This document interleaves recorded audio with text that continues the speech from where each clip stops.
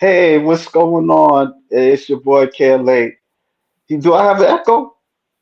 I don't hear one. No, I think you're good. Okay, oh good. All right, I just want to make sure. Hey, this Yeah. is KLA Cloud the Wanda. We're about to give it to you once again. Hope you have a nice weekend or whatever. But I have a guest. His name's Zach, and he's gonna tell me how he got into doing Drakey comics, Draw comics, exactly. Yeah. Drache Comics. Where you get the name? Yeah. So it just means dragon, but we couldn't Oh, use the okay. name Dragon Comics because I'm sure so many different companies used it. So we figured Yeah. we'd go with a different spelling just to for copyright issues. All right. That's kind of clever. It's just unique too. Yeah, yeah. It sounds How cool you? too, I figured. Yeah, like I came across your stuff on Instagram. You know, Mhm. it look kind. I mean, it looks kind of like some of the characters they look like it's like a Superman and I don't know Yeah. like Yeah. like I could show like the viewers, but Mhm. I mean it's cool. Like the big five, like what's that about? Yeah, so essentially, with this world, as everybody knows, all of us comic readers, we're so used to stories where it's a world where superheroes are already established, Everybody Yeah, is already used to the concept of a Superman or a Spider-Man or all of these various characters. Whereas, like, I thought it would be interesting to do a story where that occurs in a world without superpowers, In Earth right. M13, before the Blue Knight event, there's no such thing as superpowers other than in movies and books. So, you get to see the what how the real world would react, like, holy crap, what? There's people flying through the air, there's people shooting fire out of their hands. Like, I felt that's really missing in comics where you'll be reading a book or you'll be watching a show and everybody's just reacting like it's normal that this guy just leveled half the city. Yeah, it's almost kind of sounds like a little bit like Watchmen, but with superpowers. Yeah, yeah. So I get where you could see that, but the thing, I promise you, it's a totally different story. With the Watchmen, Okay, I'm sure all you're right, familiar. It was kind of more of a political story where right, they focused more so on like the relationships between the United States and Russia, and they just right. used the superheroes as a way to bridge the gap, as a way to, form peace between the countries. And it did come out in, I believe, 85. So it came out while there was tensions actually live. Yeah, yeah. I Whereas, was a kid when that came out. Yeah, yeah, whereas like for us, we're not focused on politics whatsoever. We're just focused right. more so on like how's the world going to be affected? How is daily life going to be affected? How how are how our business is going to be affected? Even something as simple as how is getting to work going to be changed, now dealing with all Right. these various superheroes and supervillains. I'm sure there are more traffic accidents, I'm sure there are more traffic, pile-ups for the more mundane things, but what about going Yeah, to museums now? There's going to be an added risk. Is there going to be a supervillain to come attempt to do a heist? I want right. to explore how all the different aspects of life will change, both for the ordinary individuals and the new superheroes and villains. Yeah. But what inspired you to do this? Yeah, so previously when I was in high school, I want to say starting since I was like 15, 16, I really wanted to get into comic books, Right. but I'm not an artist, right? I'm a writer. And when you're a writer, it's very difficult to do any kind of submitting to these companies because they don't accept unsolicited commissions for the stories because they're scared of being sued, right? What if me and 500 other people are submitting stories and one of their stories is coincidentally similar? Now they Yeah. have to worry about taking it to court. Whereas for artists, they don't have to worry about that because you can draw already established characters and still highlight your talent. Yeah. And Yeah. so it was always kind of in the back of my head. I explored getting into kind of a few different businesses. And while doing so, I figured, you know what? Like, I love doing comic books. I've always had a passion about comic books. Instead of waiting for some sort of magical event that's going to result in me being provided that opportunity, why don't I try to chase it myself? Right. Yeah, so you're in the West Coast. Have you gone to like comic book conventions? Yeah, see, the thing with that is like just mostly local ones here. I haven't gone to like Mm. any Hello? Oh, it's in froze. Vancouver. Yeah, Okay. but I've definitely been keeping up with the medium. Originally, I actually started with like the classic 50s and 60s comics. I Yeah. started there and then caught back up. Funny enough, whereas I feel like most people start in the modern and work their way back. Okay. Now, what's going on here? This kind of reminds me of Dr. Manhattan because I've seen this. Is Yeah, yeah. Okay, I'm so glad you brought that up. Actually, that's so important. So the thing with that is like this character here. First, right, I want to talk about Dr. Manhattan a little bit. So Dr. right. Manhattan's powers is essentially quantum manipulation on a universal scale. He's like a god, Okay, right? He can warp reality, anything that you can imagine, or even anything above our imagination, he can do, right? He can wave his hand, the sky turns green. He can do this, and suddenly New York is ancient Egypt. There is no limit to what he can do. He's a reality warper. Whereas right, our character, he doesn't have those kinds of abilities. He's not a god. He essentially is a poor individual who was kidnapped by an oppressive government regime. Like mm, all the other test subjects, they shaved them up. They got him prepared for experimentation and they experimented. In this particular scene, they were seeing how much energy he could absorb of the electrical kind. And, we mm, perceive electricity as blue, but his right. power isn't limited to any particular element. So, for example, a little bit of a spoiler in the first part of the story, he looks blue and bears a little bit of a semblance to Dr. Manhattan. I won't say Mm, what happens later, but eventually he absorbs a fire source, right? So, and okay, then he takes on more of a fiery appearance. So his mm, physical appearance is based on the sort of raw element that he's absorbed. So I just want to really make it clear he's not permanently blue like Dr. Manhattan, nor is he going to okay. be permanently bald even. He was just being experimented on. No, okay. What's his name? So his name is Li Chen. Lee Chen. Oh, Li Chen. Chinese name? Well, I don't want to like mention I want to avoid mentioning real world countries where I can, Oh, I right? got Just you. just I got just you. because like not Yeah, not even China specifically, but like certain instances where you might have a particular kind of story and people might take offense to it, they might think right. that I'm, for example, insinuating that this particular government is bad or good, which is not my intention at all. I'm not a politician. Mhm. I don't have any sort of side. I'm not on the left or the right. I'm just here to entertain. Oh, well, I mean, I don't know, but it kind of it. I mean, there's things that's going on in parts of the world, so But I Of respect it. course, I won't of mention it course. just And it's for you. funny. You say that, right? And that's exactly why. It's because there's so much tension right now. Maybe if this story came out 6, 7 years ago, no one would have even had that in their mind. But now with Right, the heightened tensions, I just want to make sure right, that I'm an entertainer. I'm not a politician. I don't have that kind of experience. right. Well, we got a guest, a familiar guest. His name's Balls Deep, Chicago in here. Smash the like button. Hey, hey. Make me a moderator. He's a character. He's a character, but gotta love him. Yeah, like so how many series there is to Yeah. Yeah. So at the moment, with the way that we have the campaign, I don't want to be overly ambitious because it's our first campaign. So we'll be fully funded and it'll be considered a success if the first book there, Big Five, is funded. But right, because we've actually created a couple more other books, we've decided to make them as stretch goals. So this way, if people really like the material and they're like, "Oh, this looks cool. Do they have anything else?" They'll have that option there.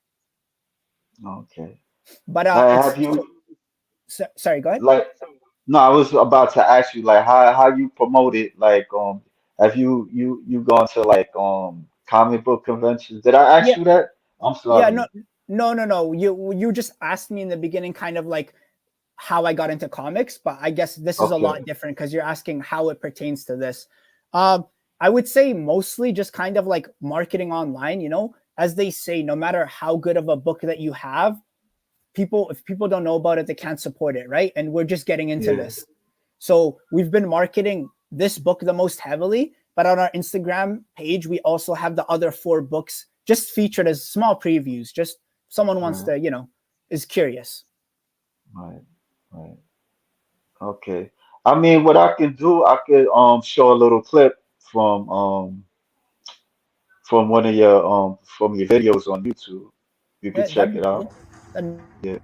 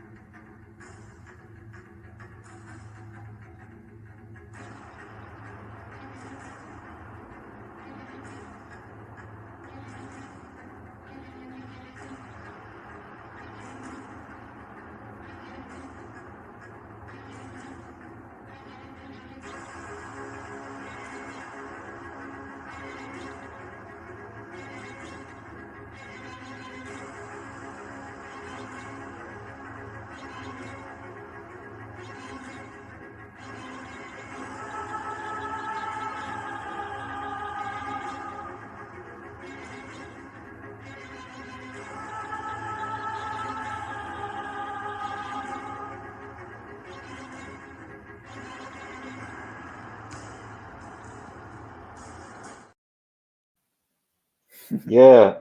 So yeah, I recorded it on my phone. You All got good. one. You got yeah. You got one girl that almost looked like the Scarlet Witch. Yeah. So we've actually gone ahead and reworked the colors. It's funny that Yeah. people are making that comment, right? But that wasn't even the inspiration for the character. It was if you're familiar with the Green Lantern series, there's a character Okay. called Boudica, and she's like a purple alien. And All right. she has a similar type helmet. That's where we got it from. That was the inspiration. But because so many people saw a resemblance to Scarlet Witch, we went ahead and changed the colors and altered the design a little bit. Just because Yeah. there's no similarity between the characters in terms of like origin, powers, personality. It's just a totally different character. Okay. And how long you been doing this? Like you've been working on this, and what was Yeah. like the process like of creating this?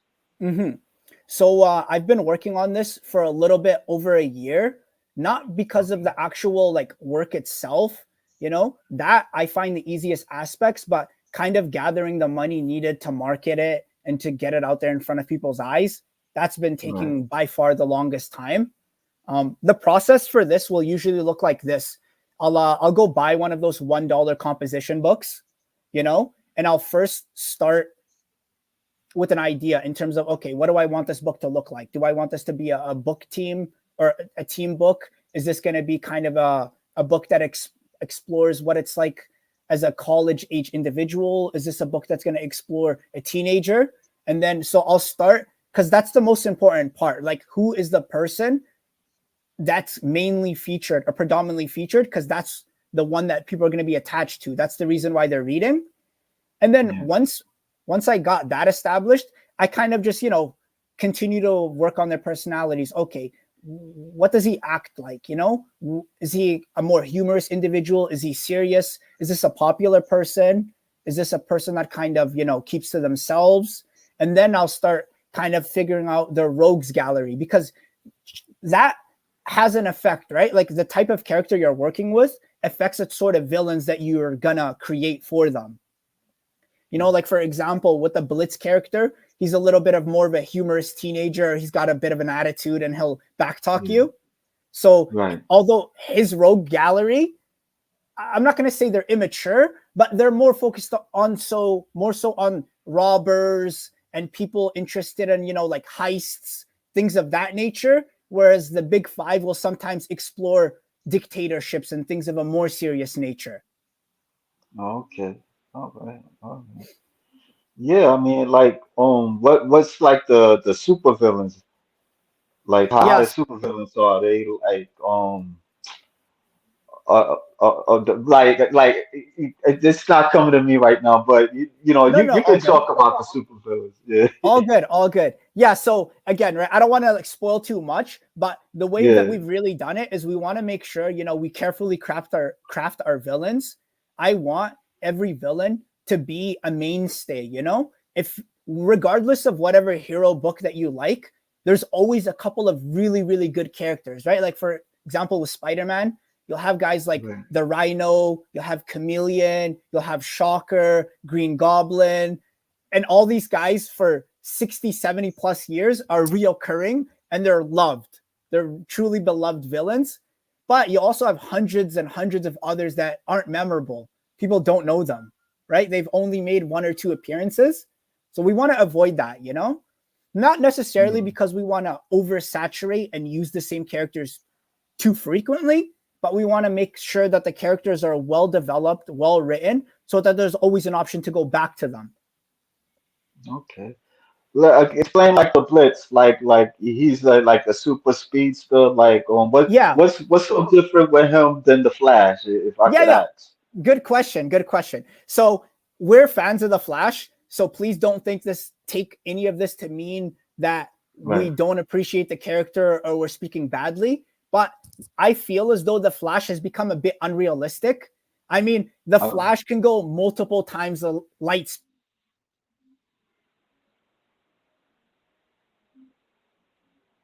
nice. times. So if the and as a result, if the Flash was written realistically, he would never struggle with any villain at all, right? Like Right. if you've ever seen that interaction when the Justice League was getting replaced by the White Martians, and Okay. all of them had to fight their own counterparts, right? And then the Flash ended up fighting the one that was impersonating a Flash type character. The Flash, because there's a concept in physics, the faster that an object moves, the more mass that it gains, right?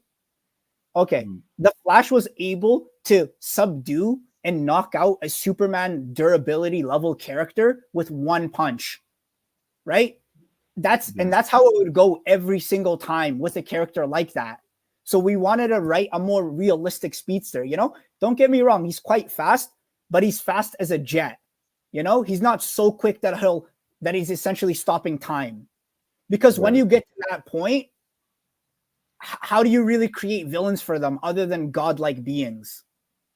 Yeah, I mean, like that. That's what it seems like. Because a lot of times, I don't read. I'm not a flash reader like that. But like, there's times where I hear that he kind of go through the Speed Force and all that Yep. stuff, and Yep. he's more of a god and stuff, and he Yeah. gets slow time, and Yep. you know.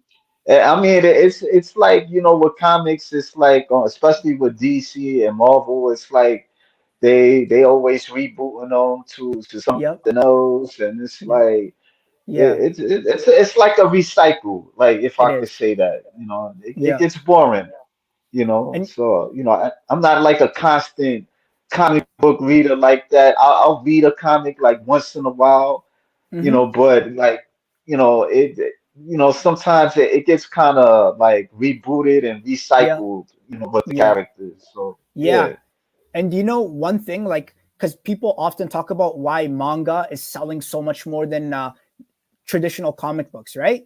It's because right, with manga, you're pretty much guaranteed to have continuity. Once the characters are established, they're that way.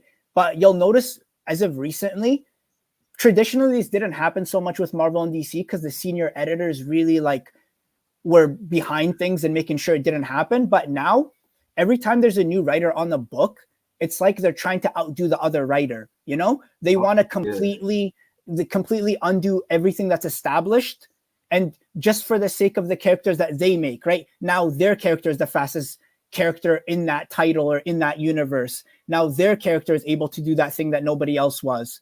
You know what I mean? So it's stockpiles, and like you said, they're constantly rebooting and making these alterations to the point where it's like, okay, for example, with the Anti-Monitor, he was the one that was responsible for the crisis back in 85 and the multiverse and all of that.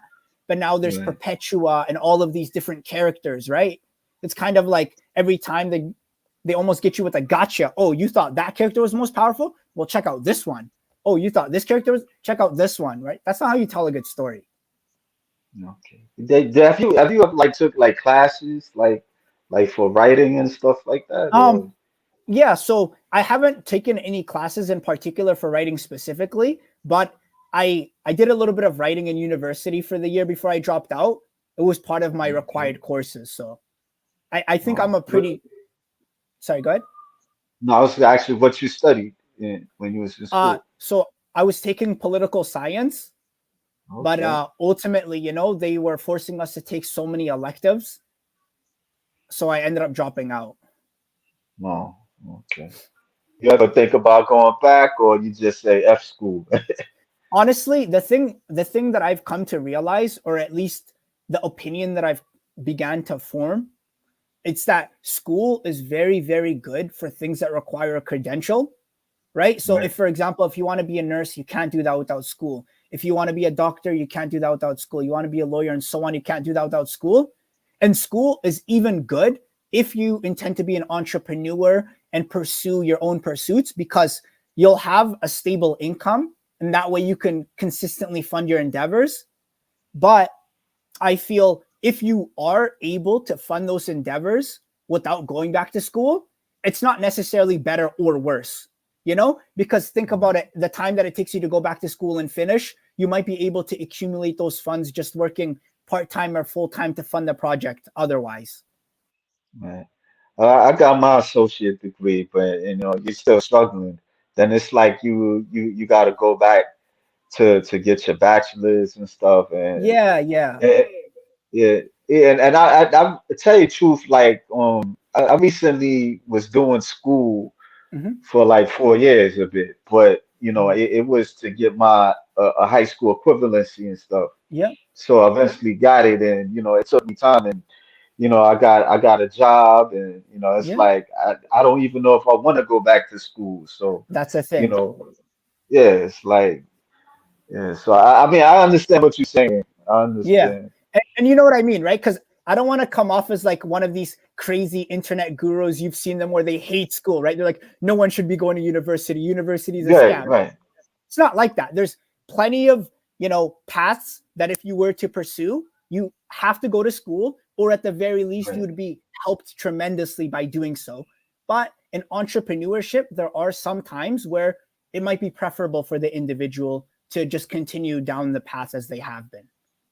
right. Now, like with the like what's the team like for like the creative team? Like you're the writer, and what Yeah, about who does the artwork? yeah. So the different books will have a couple of different guys. So for example, Yeah. on this book, that we're looking at here, we have Leo doing the primary art. Um, Okay. Leo Rodriguez, he's quite a talented artist. On Okay. the inks there, we have Chiz Ariswana. He does a lot of our inking. We love his Right. work. What we love about him is that he's able to he's able to ink it without changing the vision of the original artist. Some inkers, they make modifications to suit their purposes, but I think it's important that if you're inking, you follow the guideline of the artist. Um, on the colors, we have Antonio Ramos Wong there, Okay. and we really like his colors. And the thing about these books is, although we intend to keep many and continue working with many of these individuals, there might be small variations here and there, right? So, for example, if we find that Antonio is too busy to work on more than two books, we'll find somebody with a very similar style.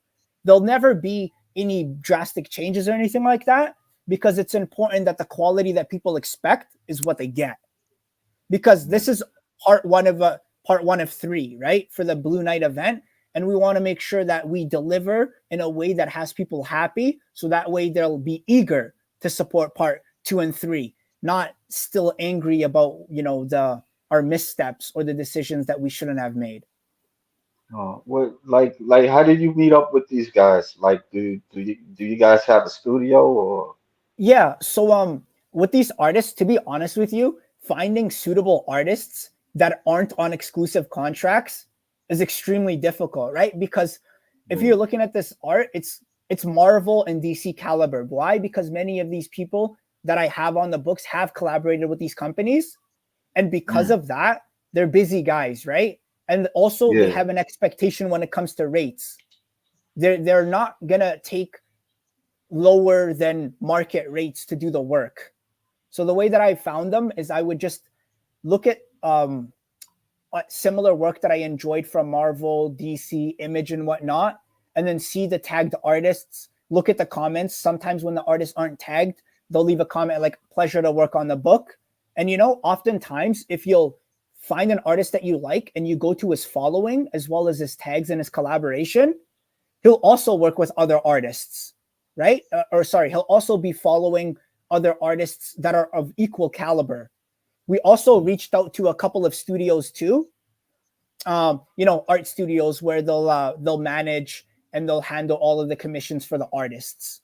So really, we searched where we could. Ultimately, it was about making sure that we had art that we felt was on the level of Marvel and DC, because we don't want people to buy our books feeling like, oh yeah, this is pretty good. We want them to be like, oh yeah, this is indistinguishable from the other brands. Mm. How, like when you presented that, what was their reactions when you presented their work? Yeah, yeah. Honestly, that's so good that you asked that. So, when I was trying to hire the artists in the beginning, I didn't have anything to show, right? Like, you could Yeah. write the best story ever, design the best characters on paper. Now, I'm sure many of these artists ended up ultimately liking these characters when they saw the final vision. But when I initially reached out, I know that they more than likely thought, okay, this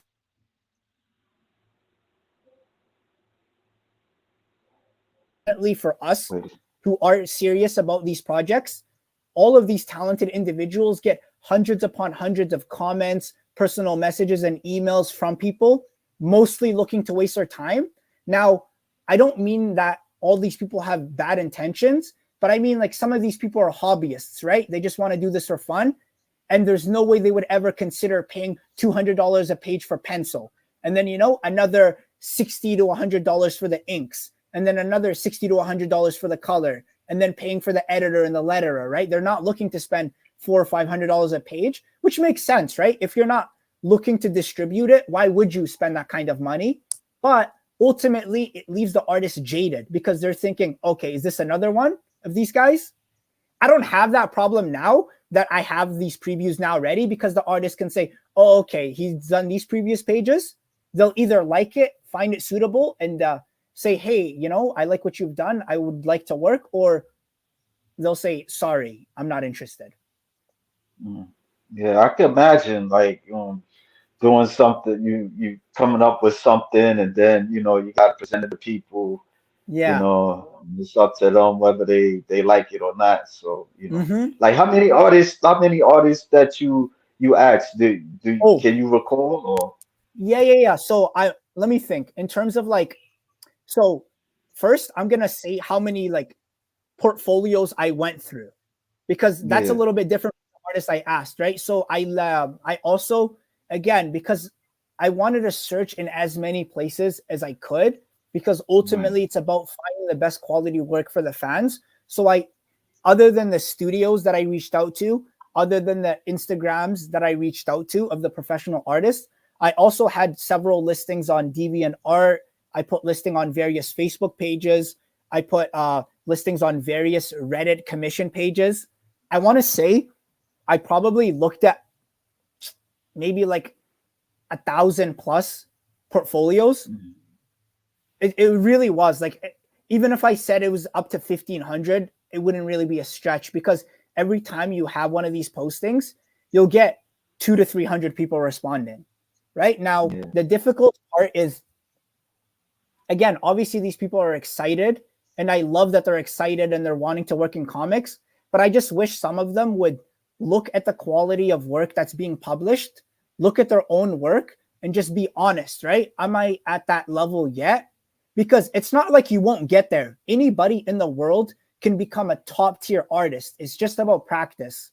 But I feel they haven't yet put in the practice, but they're looking for the sort of commissions where, Leo's been doing this for 20 plus years.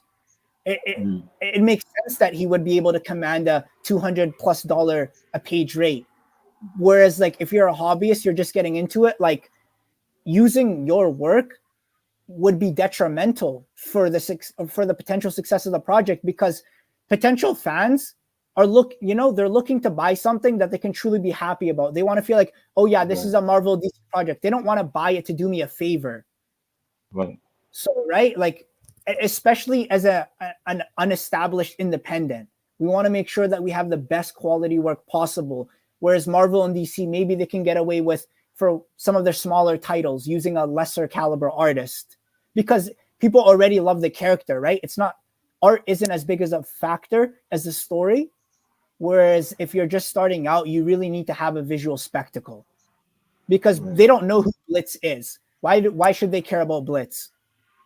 Whereas Right. if they're drawn in by the art and then they begin reading, they say, oh, okay, this teenager from Stockton, California, dealing with all of these issues, that are stemming from his personal life, as well as issues going on in the community that he's in, and so on. Yeah. Yeah. There was another guy. He's like a Superman type guy. What, Helios? Yeah, yeah, yeah. So, it's funny. The only reason why I feel like he he brings out that comment is just because he's the team leader. Because the character himself, Mason, he's nothing like Superman, right? Right. Are you familiar with the character called Hyperion? Yeah. Yeah. Yeah. Yeah. Yeah. I find it so humorous how Hyperion is able to get away with not being called a Superman copycat, even though, listen to the story. He has Right. essentially the same powers as Superman. He's able to project beams out of his eye. Right. He came from an alien world and crafted his own superpower. You know what I mean? Like, for us, I mean, other than the cape and his presence, there's not really any similarities. His powers are light based. Now, they're not solar based, right? Because solar energy is entirely different. Whether it's nighttime, daytime, it doesn't matter. There's a constant stream of solar radiation on Earth. Whereas his Right. character, it's totally independent of that. It could be the middle of the day, but if you were to, for example, somehow able to restrain him and confine him to a metal box, Right. you've essentially depowered him. He's also a human that grew up entirely on Earth. There's no alien connection there. And he's also an energy manipulator. So think he's able to, although he doesn't do it frequently, he's able to project energy out of his fists as well. But predominantly, he'll use that to physically empower himself. So he's more of a brawler type character. Is he a mutant, like a mutant like character, or No, no, no. He's not a mutant like character. He's a human, or he was a okay? human. But after the Blue Night occurred, something happened that resulted in a very small percentage of humans starting to develop superpowers. So, for example, somebody left a comment like they felt it was similar to My Hero Academia, which is like an anime, which I have an issue with that for two reasons. One, My Hero Academia came out within the last decade, so it's like the 7,000 superhero story. To act like they're the creators of this is silly. Secondly, that character explores what it's like if 80-90% of all humans on the globe develop superpowers, right? So everything changes, right? What kind of jobs people have. Now people work jobs that are related to their superpowers. How does currency work? How do social and interpersonal relationship work, right? Essentially, the whole planet worked. But for us, that's not the case. Only a couple of people in every city developed powers. Ordinary life is the same for basically everybody. You know, you're not going to have a situation where there's dozens and dozens of people simultaneously um, featured in the book as being super powered. It does, like in your you in the universe, in the Drake comic universe, is it just like superheroes and supervillains? Is it like do you have like fresh stories that, like, maybe like maybe somewhere in the Wild West or something like that, a Yeah, character in yeah, the yeah. Wild West? Yeah. So it's funny that you mentioned that. So in the preview, I sent you the preview for our first 5 books. Right. Again, we might only be able to get one published. Fingers crossed. Hopefully, we'll get all 5. But those are just the first 5 books. We actually have 7 more. All the characters, again, if you like what you see there and you feel like that's good quality, that's the same quality we're going to be following up with. And yes, Okay. we're going to explore these different elements. The King Noir book, it explores more of a magical world in terms of like demons and whatnot, along with the Blue Knight event. That event, I'm not going to spoil too much as to why this happened, but it also Yeah. resulted in magic being brought back into the world. You know, in our universe, magic was a previously existing concept during the biblical periods of Moses and all of these characters. But in this world, God or whatever power we've yet to reveal chose to lock away magic and miracles. Right? They wanted humanity to live as they are now. But along with the Blue Knight event, that went against those plans. So ultimately, that was also lifted. Mm. So we'll be exploring Yeah. different forms. Yeah. I mean, how is it like for like with social media? Yeah. So we're slowly getting there, you know. Again, we're a newer brand. Thankfully, we're about like 30% to 30% there in terms of how many followers we're looking to have on the page before launch. But we're Right. thinking it's best to get around, we have I think around like 355 at the moment. We're looking to get around 1,000 or so. That way we'll feel confident launching because the likelihood that at least one of the books being successfully funded is significantly higher. As much as, you know, we want to get out there right now and launch, I think it's a lot smarter to wait to increase the likelihood of success. Yeah. Instagram is so. Yeah, You know, you know, it sometimes it don't work in the favor for everybody. So I don't know. Oh, he froze. sorry about that. Can you hear me again? Yeah. Yeah, I I'm hear you. I know there's I'm gonna moments close that some you of these freeze. tabs. I'm gonna close some of these tabs. That might be All right, no problem. part of the issue here. Okay, yeah. Sorry. Go ahead. And Yeah. with what you were saying about Instagram, no, you're right because a lot of the time people are on Instagram just to like pictures, and that's cool. They're not necessarily there with the intention of like buying something or backing something. Whereas we've Mhm. noticed with Facebook, you know, people are a little bit more open minded. I guess because Right. when you're on Instagram, you're just looking for funny videos and cool stuff. Whereas on Facebook, you're there for many purposes, right? You might even be there for the marketplace, looking to buy something, and then you'll see the ad thinking, okay, I'm already interested in comics, collectibles, and so on. Let's check this out. And then out of that populace, a small percentage will ultimately be interested, right?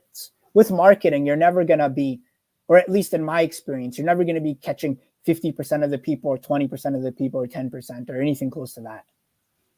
Yeah. I mean, with me, like, it's Facebook. I don't really go there that much. Sometimes, there's moments I do, but majority of the times it's just Instagram and stuff. And Yeah. I come across like artists and other people from different areas and stuff like that. Mhm. Yeah. So yeah. Yeah. I have a question. Who's this dude? Like Zero? Like what's Yeah. the story behind him? Yeah, for sure. So the story with Zero is you know, he's a young man that grew up in a very rough neighborhood. He grew up in New Right. Haven, and you know, ultimately the older that he got, the more that he realized that he wasn't in the kind of area that he wanted to be. Obviously, anybody from a lower end neighborhood knows that while you're in elementary school, you don't really notice these things, right? Everybody is kind of more or less the same. But as you go into high school, that's really when you know the dangers start coming up. People start joining gangs. You know, people start trying to impress each other or wanting to impress each other, and so they'll do anything for that. Be that doing illegal things to get money to have the nicest clothes, or you know, wanting to have the reputation of being the toughest guy in school. And you know, growing up in that area, he just he just felt like things needed to change. You know, he was getting tired of seeing bad things happening to his friends and all of his loved ones. And so he promised himself that one day that he would cause a change. Now, obviously, when this happened, he was thinking he's going to be a politician or something along those lines, right? Maybe like a district attorney or something along those lines. And he ultimately ended up enlisting and serving. While he was serving, he was quite a good soldier, and oftentimes he was used by friendly government nations to help them out in the endeavors to clean up their dangerous streets, right? So think going against terrorist organizations, fighting against drug cartels, going against human traffickers. And, you know, the more that he saw these things and experienced these things, the more that he wanted to ensure that it didn't happen back home. And, you know, he ended up coming back home. And when he came back home, the Blue Night had occurred. So it exasperated things. What somebody that was normally liable to rob a convenience store suddenly now had the ability to take on the entire police department. You know, things just got worse and worse and worse. And he ultimately ends up taking a stand. Now, he doesn't actually have any superpowers. He actually is the second Zero in this universe. He takes on the mantle of the first Zero. And just one thing I want to say about Zero is he isn't like because looking at it, you might think he's like an Iron Man type character where he flies around and shoots missiles and does all. No, he's not. He is essentially a super soldier. He has a carbon fiber honeycomb plated armor that, you know, has some heat protection, some cold protection, as well as obviously protecting him from blunt and sharp objects. And then other than that, you know, he'll have a couple of tools, for example, like think tear gas, smoke bombs, things of that nature. And those two pistols that you see, essentially all they are is a highly advanced, they're just essentially highly advanced tasers. You know, they just project, because the only purpose is just to incapacitate. They don't have any lethal capacity. Yeah. Do you read a lot of like science and technology books or something like that to come up with this? Oh, he froze. Wait a while. Yeah, he froze. Yeah, sorry about that. I don't know what's going on Yeah, here, but to answer your yeah, question, yeah, I've always been interested in science fiction, and you know, just because oftentimes science fiction will explore the future, right? Like right. obviously 99% of the inventions that they predict don't end up happening, but of, of all the inventions that we have now, they essentially were already predicted in science fiction. Obviously, the Right. end product is a little bit different, right? But the concept of like cell phones and touchscreen devices and all of these things have been around in science fiction for 60 plus years. Yeah, yeah. Yeah, it's like it kind of remind me of Gene Roddenberry when he made like Star Trek and stuff like that. Yeah, Yeah, exactly. And think about yeah, how many of those things, maybe on a smaller scale, but a lot of those things do exist, right? yeah, yeah, yeah. Like, do you believe like the science we have, it can be like alien technology? See, the I wish that was true, but you know, you're always hearing people talking about, hey, the science that we see and the science that's available to us is 20, 30 years less technologically advanced than what the government's hiding, right? Right. That's nonsense. The truth is, all the people in the government, they dance to the tune of businessmen. And if businessmen had technology that they could sell for hundreds of billions or trillions of dollars, there's going to be no politician that's going to tell them don't. You know what I mean? Like if they had that capacity, it would already be out. Now, do they potentially have like I'm actually let me rephrase that. I'm not saying there are no technologies, right? Like for example, there are perhaps strains of viruses that exist that we don't know about or modified weapons that already exist that we're not familiar with. But in terms of do they have things that are 20, 30 years in the future? No. I don't believe it for a second. Think about the government. Are they capable in any other area, regardless if it's a right wing or a left wing government or which country? right? They're always going over budget. They're always failing, to hit targets. They're Mm. not able to do that kind of revolutionary work or to hit it, in my opinion. I could be wrong here though. Yeah. Yeah, I mean, yeah, this is kind of cool. Like, how do you see how do you see Drake Comics like especially like a type of MCU type of thing like let's say like the Blitz character it's more of a becomes like an icon. How do you see certain things like in films or TV Yeah. series or even Yeah, animation? yeah, for sure. So honestly, right now, so film is a little bit into the future, just because it's so expensive to do these kinds of movies. They're like $100+ million. But you Right. mentioned animation, right? We are Yeah. interested in animation right now. We want to get into Okay. animation right now, but we're just. I'll give you a little bit of like a kind of like a timeline or a plan of what we intend. So obviously, this is the Blue Knight. This is going to be the first release, right? We're going to see if Okay. people like it. Ultimately, if people enjoy it and there's a demand, we're going to follow up with part 2 and 3. And we're going to do that in a single campaign. That way, again, if people like it, they're not going to have to wait another 4 or 5 months again just to finish up the story, right? Once that's Mm. been launched, we're going to launch Drache Magazine, right? So with Drache Magazine, you asked earlier if we're focused on things that are not orientated around superheroes, right? And that's Yeah. exactly where these stories are going to be featured. We have some stories that are medieval fantasy, we have some stories that are space operas, we have some more traditional horror. So we have a bunch of different stories. And after we launch Drache Magazine, we're going to start doing monthly subscriptions for all of our books. And then from that point, we'll be able to see what sort of demand that we had. I mean, if we had anything like any success that's close to Eric July, I'm not sure if you've heard about him. He recently launched the Ripaverse, and I think it's quite impressive what he's able to achieve. But if we were able to hit anything close to that level of success, we're gonna get on animation immediately. Like we already have, we know which artists we want to do the concept designs for all the characters. We know which Japanese studios we want to do the actual animation process. We know which studios we want to do the animation process. So from the producing these books and animation and everything else is just marketing ourselves correctly, making sure enough people and potential fans know about us to support us. And once we have that support, it's easy. We've never struggled with the creative process. The only thing we've ever struggled with is the marketing and the business elements of this.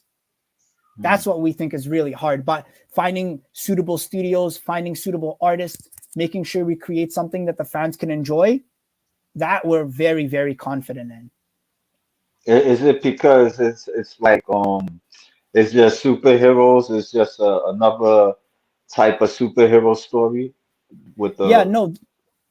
So I think the reason why we're so confident in this is like perhaps if this was 20, 30 years ago, it would have been a little yeah. bit harder because Marvel and DC were run by passionate people who understood these characters and they love these characters. And all they cared about is telling good stories that fans could love. But all of these companies have been sold to stockholders and banks, right? All they care about is making sure that they hit their targets and that they have the sort of messaging and communication that's desired. And ultimately, the quality of the stories is the last thing they're concerned about. So, really, I think they've created an opportunity for us because to a lot of people, like they're very, very passionate about comic books. Like some people truly love a character and they've been following a character for 20, 30 years. So when these companies go ahead and make a drastic change, it's a slap in the face, right? Mm. Because imagine your whole life you've known this character to be a certain way, and then now he's totally different. Just for example, let's use Captain America, right? Like Captain America has always been traditionally considered a hero and the symbol for American freedom and justice. And Okay, recently there was a storyline where he turned out to be an evil Nazi agent the entire time who had been under brainwashing. Yeah. You know what I mean? It's so you're telling. So what that means is every story that's been read from the 40s has had people cheering for a Nazi because they didn't write the story like, oh, he was recently kidnapped and they brainwashed him. No, they made it like for essentially the entire time, for at least a very long period of time, he was a Nazi agent. Like Right. they don't realize, like, because they're not artists and they're more businessmen and accountants, they don't realize, hey, you can't lightly make decisions like that. Right. How do you like learn the business of just marketing? Yeah. So honestly, in my opinion, you could learn anything that you want to learn in YouTube. Right. YouTube might not be able to give you credentials, but if you Right. have any skill that you're looking to familiarize yourself with, like for example, when it came to like marketing, we went to YouTube, watched a whole bunch of people, kind of gathered what their analysis was on which are the best um, platforms to market on, which ones will kind of give you the highest returns, and then how to do it, right? Like, for example, with Meta, how do you build up the campaign? What should your budgets look like? Kind of, what's a good cost per click? All of these different things, although we're not passionate about it, and I would have honestly preferred to not learn about it and just focus on the creative. When you're starting out from scratch as a new company, you have to, because I think a lot of people don't understand the way Kickstarter and these other companies work. If you don't market first, even if you have the best comic book or the best story or the best whatever product, and you just launch it after making the page, no one's gonna find out about your page, right? Like, it's not searchable. No one is gonna be like clicking a category and going through pages and pages and pages to find something that they might like.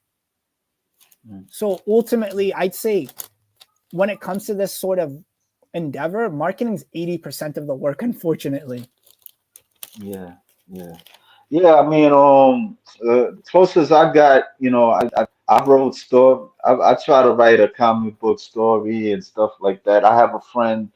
He worked for like Marvel and DC for like maybe over 20 years. Mm-hmm. So, he's an artist, That's you awesome. know.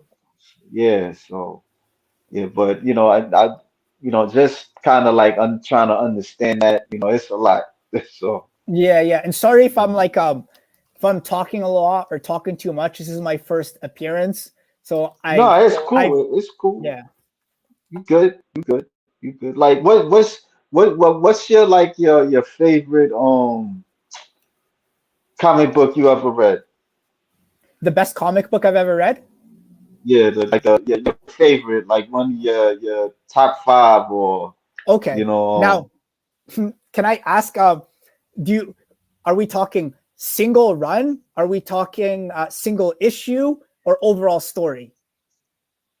oh, that's it. Wasn't they thinking it that far, but uh, a single story, like a A single single story. story? Okay, a Yeah. single story. I'll take that to mean an event. I really, really, really enjoyed two. I'm gonna say it's a tie. One of them is old school and one of them is newer. Uh Crisis on Infinite Earths in 1985. My goodness, Okay. that's so well written. But modern day, I want to say Jeff Johns' Blackest Night 2011. I Mm. love that story because it's a perfect showcasing that while comics can be enjoyed by children, they can also equally be enjoyed by adults, right? One thing Right. that the story explored that I feel like isn't explored enough is oftentimes you'll have superheroes making sacrifices, right? Sacrificing their life for the greater good, sacrificing everything. And you know what? Life just goes on. Their girlfriend or boyfriend finds a new significant other, or their spouse does. Their friends get a new friend group. They're wherever they work. It's not as though the business stops and just life continues. Although they made the ultimate sacrifice and gave up everything they had, right? Now, let me tell you something, or let me ask you something. Forgive me. If you had made that kind of sacrifice, right, and you would have theoretically come back and would you not feel as though potentially you weren't appreciated, or at the very least feel kind of bitter that everybody is so happy and has moved on and is living perfectly fine, and you gave up everything and you've essentially been forgotten? That's a tough question. I mean, I mean, that's a tough right? question. And Yeah, I'm just gonna follow up with one more thing and let you answer. And I know you can look at it in the sense that you should be grateful that you had the opportunity to make that sacrifice, right? But we're yeah, humans. We feel envy, we feel anger, we feel right, bitterness, right? And right. like being able to come back and see the happiness that others are having. But yeah, I'll put it back to you. I, I guess people move on. So if I let's say like people thought I was dead and then I came Yeah. back to life, you Yep. know, I wouldn't, I don't know if I would have like feelings about, not to say that, I wouldn't have feelings, but it's like you have to expect that, Yeah. like people just can't dwell on you can't expect people to dwell on you like if you pass away or anything like that. I say it because, Yeah. I've learned that, you know, we're here on a temporary Mm-hmm.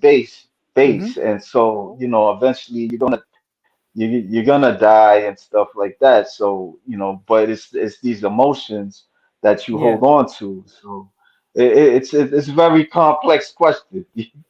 And I'm going to add to that. And the thing is, for us, I feel like it's a little bit easier to rationalize because we're never going to Right, be in the position where we come back to life, right?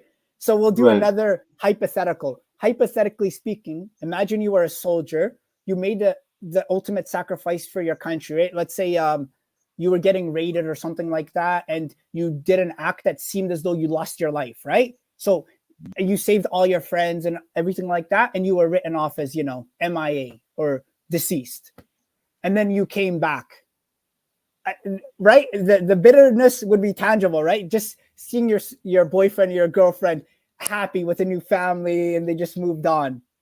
And again, right, obviously you, from a maturity point, right, from a maturity standpoint, as an adult, you would expect those things. Of course they're gonna move right. on, but in terms of like how you feel about it, right, like it's still gonna break your heart seeing that woman or that man that you loved now so happy and kissing that new person, and they're getting to live the Yeah, life that you guys always talked about living.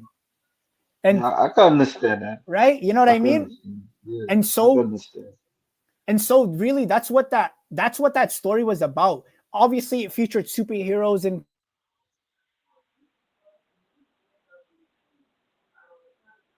but it was exploring the different elements of the sacrifices that had been made by the heroes who were now getting the opportunity to kind of look at what they're missing out on. Right. Yeah, I mean, I haven't read Blackest Night. I think like I remember way back like in the 80s. I remember I was a kid and I had Yeah. one of the issues of Crisis, Yeah. but I didn't know at the time. I didn't know what it was about like that because Yeah. I would just draw like the characters and stuff Yep. like that. So Yeah. but then I started kind of understand, yeah, something happened with the DC universe and stuff like Yeah. that. Yeah. and So, and that's the hallmark of a good book. See, you as a younger audience member were attracted by the beautiful visual spectacle, and you could yeah, follow along with the story of heroes fighting against evil. But as you get older, you were able to appreciate it even more in terms of like what is life, like yeah, really, like what is sacrifice, what are heroes, and you just start to see all these different elements, right? With like Supergirl giving up her life, or people going from their original universe that was destroyed to a new universe, and now they have to accept this new life, and all these different complex elements. But again, you still had that cool aspect of, hey, they're fighting the anti-monitor. There's like 2,000 heroes fighting him. This is the coolest scene ever. mm. What was the last comic book movie that you've seen and you enjoyed? Uh Man, you know, it really like it breaks my heart to see what they're doing with the comic book movies because Yeah, they have all the budgets they need. They have access to all the key personnel they need. They have access to the people that wrote the original loved stories, but they don't implement any of these resources. They don't use any of them. I say the problem with this, ultimately it's arrogance. That's what's happening because look at the Rings of Power, right? Just as an example, all the changes they made with like Sauron and all of these things, why were people upset? The reason why people were upset is this. Imagine a book, right? One of the most beloved books, and this is also happening. I'm going to bridge this over to superhero stories to say how it relates. So imagine you have one of the most popular books of all time where out of hundreds and hundreds of millions of humans from all cultures, all races, all political systems have agreed, hey, we enjoy this work and this is one of the best fictitious works ever created, right? Now, you have some young Hollywood writers who have never created a story that's beloved even to a half of a percentage. Yet they think, let me make changes to this story and make it even better, right? It's absurd. How do you think, as an unestablished individual, can improve something that provably one of the best, most popular writers of all time created? And that's the problem with the superheroes movies, right? That's what they do. You'll have writers come and thinking that they can make drastic changes to characters that have existed for 70, 80 plus years that are loved the way that they are. It's just arrogance. The last movie that I enjoyed maybe was Man of Steel, but even then, that was nowhere near as good as it could have been. That right. did not feel like a Superman movie at all. It was way too gray. It was way too dark. The tone, right? Like Yeah, a Superman's lot an of up people say that. movie. Yeah, a lot of Yeah. people say that. Yeah. You know, didn't enjoy it. I mean I don't know. I think I liked it because it was kind of realistic. Not to take nothing away from the Christopher Reeve version, but Yeah. it just kind of like I know they took certain things they kind of mimicked Batman, the Batman Begins Absolutely. trilogy and stuff like Yep. that. But Hmm. it was something that I think I didn't even tell you the truth. I didn't think Batman Begins the trilogy was all that to me. Pretty I good. didn't really thought that. Completely I agree. yeah, Completely because agree. I liked it. In that I liked it. Bruce Wayne instead of Batman. He Yeah. was more like vulnerable and Hmm. stuff like that. Where I think that Superman, the Man of Steel, he I mean it could have been realistic because he was kind of wavering whether to save humankind and stuff, and Hmm. he was like struggling like to find out who he was. Yeah. Yeah. He was finding he was trying to find himself in the movie. So I think it kind of had like it was a bit realistic for me. Hmm.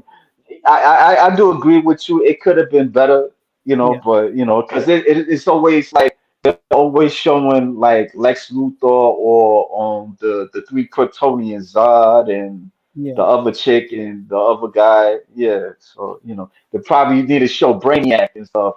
Yeah. I think That's they so did they funny. did sh- they did show Brainiac like in Smallville and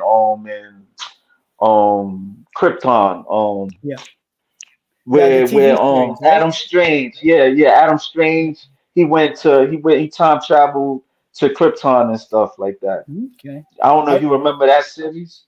I remember the one with Tom Welling. I certainly remember that one, like the early Yeah, yeah, 2000s. I can't remember exactly the other one, but I think I know what you're talking about. The kind of the newer one that came out between 2011 and 2014ish, right? It's got the newer right. Superman who's only on the show and nothing else, right? Or Well, no, not like or it was mostly on about Krypton. I think okay. the person at the Adam Strange, he time traveled No, I to don't think I've where seen it. he had to. Yeah, it was on Sci-Fi. It was Okay, on yeah. Sci-Fi. This came out, I think, maybe around 2018 Okay, yeah. or Missed it. 2017, something like that. Yeah. It You wasn't too bad. It wasn't too bad. But they showed Brainiac and they showed a little bit of Lobo, the yeah. bounty hunter. Yeah. I So want to yeah. comment on what you said. It's funny that you said you think Brainiac should be the first villain because I Yeah. agree. You know, funny enough, Yeah. not that I expect this to go anywhere, but I've actually written 4 Superman movies. You know, so if there's Mm, ever any kind of success with the comics and I've ever given an opportunity, man, DC. The thing with Marvel is Marvel, and I'm not talking badly about them, but I think objectively, DC has a lot more popular characters in the sense of like immediately more people know them, right? Like think about if you go right. to a third world country, like I came from a third world country. Originally, I was born in Algeria, right? Like everybody knows Superman. You go to China, you go to Algeria, you go to what any place you go to, right? Is concretely established, has been for a long time. Same thing with Batman and Wonder Woman and stuff like that, right? But before Marvel really started, putting in work with these new cinematic universe, Iron Man wasn't an internationally recognized character, right? Yeah. Yeah. Giant Man wasn't an internationally recognized character. Most people didn't know who Thor was. So Yeah. Marvel was able to create just an absolute miracle with, I don't want to say subpar, but less known characters. Whereas DC just consistently was putting out garbage with the best characters available. And I don't say that as a DC hater. I love DC. If I ever work with a comic book company on a collaboration, my number one dream would be DC. But as a DC fan, I want to see them produce the best possible work because I want to brag about it. I want to say, look at this amazing movie my favorite company made, you know? I don't want to have to Yeah. justify why the Superman movie wasn't so bad. I want to be bragging about why it was so good. Same thing Right. with all the other films, right? Like with the Mm, James Gunn thing, in my opinion, it's a mistake. But we'll see. We'll see. yeah. Like earlier we was talking about the Kingdom of Planet of the Apes. I seen that, Yeah. and I didn't really, I had mixed feelings about it. Yeah. It's kind of like it's a trilogy coming up. Mm-hmm. Mm-hmm. It it's like it's it was certain things like it was a little different, Yeah. but it wasn't like it was so great, like the Yeah. the last trilogy that passed. So Yeah. I was I gonna don't want ask. to give it up. I don't want to give it up and stuff, but I just had mixed feelings about like some of the movie. I thought it was so. Oh, he froze again. Are they? Would you say that they're getting worse, and if so, substantially, or just a little bit at a time? That's a good question. I mean, I don't know. Like eh, you know, I in a way, it was kind of necessary a little bit to kind of further it a little bit. Mm-hmm. But the thing it was, I think, what the story of it, like it was focusing on I'm gonna just say a little bit. It was Yeah. focusing on this ape called Noah, Yeah. and he had like he was in the tribe. It was the he was in the eagle tribe, and so like there's this other ruler. His name was what's his name? Prometheus Caesar. He was kind of running the show. He had his apes kidnap Noah's clan and stuff like that. So he Yeah. run into this human where in the planet apes, like majority of the time the humans like mute and they can't talk Okay. because the as you see in the trilogy, like they Yeah. I was gonna they they say. they, they got affected by the virus and stuff. I didn't But know that this actually. human, yeah, but this human, she was able to talk, and they Prometheus, he wanted to kind of like there was this base that he was trying to like open, and he Yeah, couldn't open the base. Like yeah, he had his apes like attached to like the chains and stuff like that. But this particular human, she knew how to get there, okay, because she she was like among these other humans that's just like her. I don't yeah, know, that was the thing. They didn't really like put so much detail in like where these humans were at, because yeah, like you just thought like majority of the humans, they were just mute. Because So they, I was thinking, yeah, I think I was thinking that they was gonna do like the old way, where the humans, the humans that they had like some intelligence. They yeah, probably was like in a spaceship, and then they landed and stuff, time that would have travel been warp. interesting. Yeah, That's what I thought the person was, but it wasn't like that. It was that this person, they was among other humans that they knew the secrets that humans dominated over the apes. And so the yeah, apes, like majority of the times, like Noah's clan, they didn't know about that.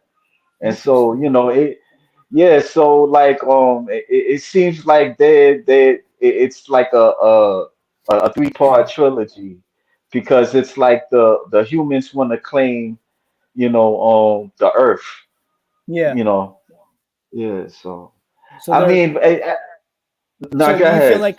you feel like they're gonna follow it up with two parts to explain where the humans came from and things like that. Well, I was looking at the like like the certain videos of like how they explaining it, because Yeah, it kind of I was a little bit kind of I didn't really understand too much a little yeah, bit. So yeah. there was things that it was kind of explaining to me that it was like a three-part series, and it was so. That's the simple way I can explain. Like for me, like Yeah, I can't say that it was more of a tease at the end, mhm, really, because makes sense.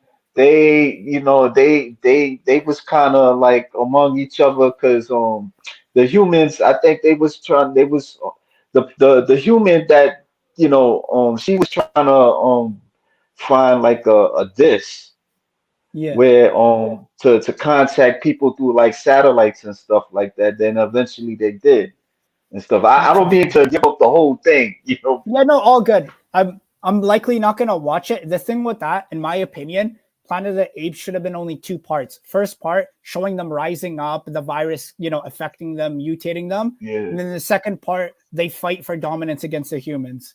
What's the yeah, point of a third part? You're just having them fight against humans again, right? Like you yeah, said, if they did the space thing, at least then it would have been different because they've already established themselves over the humans here. But then now humans that were totally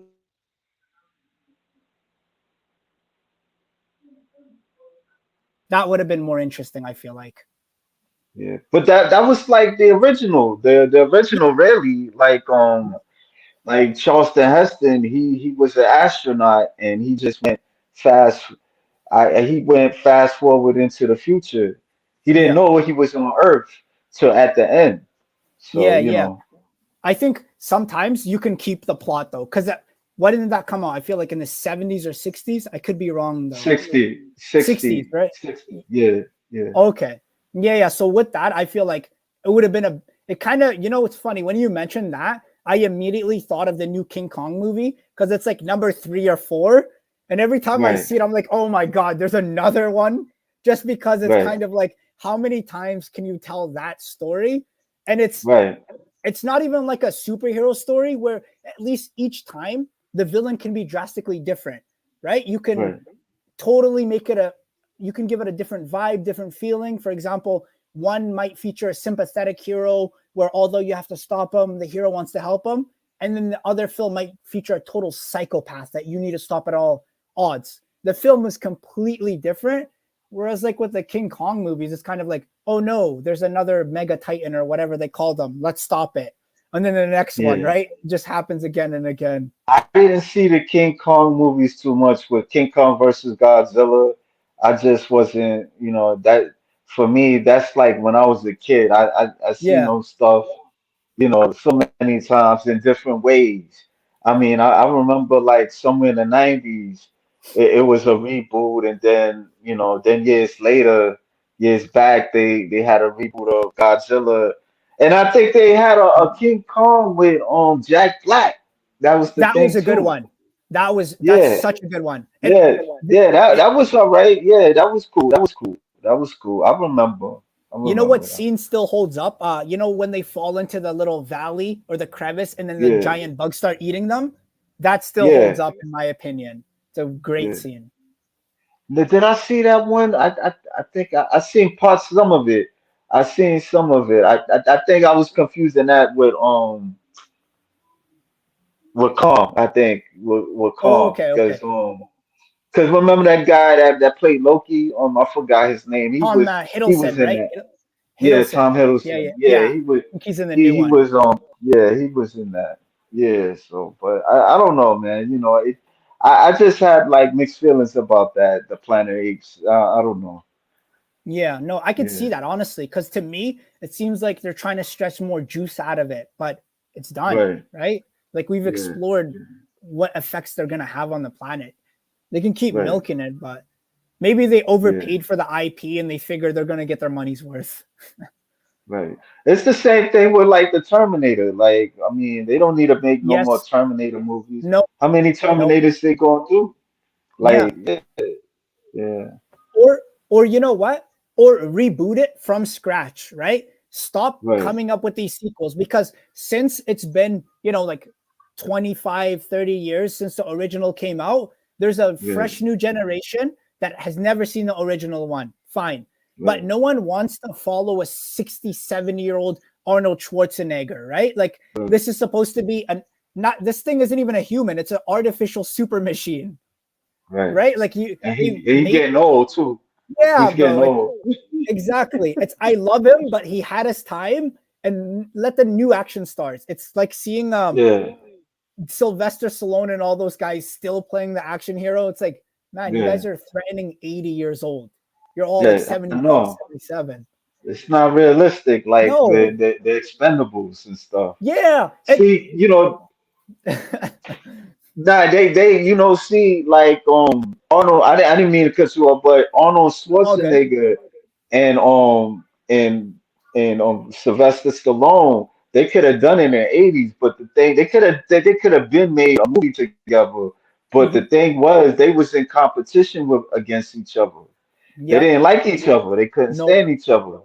So Nope. then when everything, I think when they started realizing it was like, the movie industry don't care about them like that. They just Nope. use them at a certain point. That's Yep. when they started doing things together. But then it was like the most of their career was like almost kind of Competing. done. Yeah, Yeah. like nobody really didn't really care about them being in a movie together. No, So no. I yeah, can't even so think of any movie in the 80s or 90s that they were in together. Not one, I don't no, think. they wasn't. They wasn't. No. They was in a movie with 50 Cent was in it. They were like two prisoners or something like that, and they was escaping this jail somewhere in the middle of the ocean or something like that. Yeah, I seen Okay. some of it. Yeah. Little more recent though, right? I guess. Is it a I little more I recent? I forgot the name of the movie, but I they did a movie somewhere in 2010 okay, yeah, together. yeah. So way after their primes. Right. Yeah. Yeah. Okay. Makes sense. Makes sense. Yeah, man. Like, I really appreciate you stopping by, man, and giving your telling me what Drake Comics is about. Yeah, like Likewise, I any had fun talking. yeah, any what the sort of plan for 2024 like is like Yeah, trying to put the stuff out there more. exactly. So, the plan right now is we've got a couple different projects we're working on, but putting out these 5 books, you know, follow it up with part 2, which is the rest of the story, and then shifting to monthly comics and doing other stories too. Because the only thing holding us back is funding, and we're marketing towards getting more exposure, more supporters, and then as soon as we have the funding down, we're gonna come out swinging. We're gonna come out swinging. Okay. Yeah, I'm gonna check it out. Yeah, because I was looking at your comics. I mean, looking at it on Instagram, and I was like, wow, okay, this seemed kind of interesting. Thank you. So yeah, no doubt. Yeah, Thank you. yeah. Well, anyway, man, I appreciate you. You want to come back on and Yeah, see how things go. Like of in course. terms of where you guys going. Hmm. Forward. Yeah, You're be a most likely pleasure. to come. Yeah, It'd be a pleasure to reconnect. And again, right? Sorry for the scheduling issues for the first 2 times, but I'm glad we got yeah, this done. Glad we got yeah, this done. yeah. No doubt. Yeah. All Okay. right. Well, likewise, hope you have a great night, and hopefully we'll You too. reconnect again soon. And it was a You pleasure. too. And Likewise, man. hopefully they'll stop with all these excessive sequels too. Yeah, yeah. All right, man. Okay, good night. Good Okay, night. cheers. All Thanks. right. Bye bye.